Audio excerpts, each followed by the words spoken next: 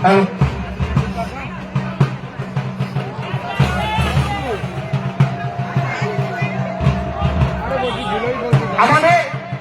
চরক গাছ ঘোরানো শুরু হয়ে গেছে।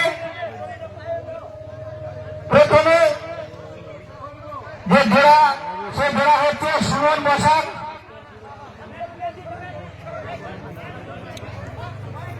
আর বিশ্বজিৎ পাল। আমাদের প্রথম দুটি সুমন বসাক ও বিশ্বজিৎ পাল। সবার কাছে একবার জোরে অনুরোধ করে দিতে বলবো, এদের জন্য সুমন বসাক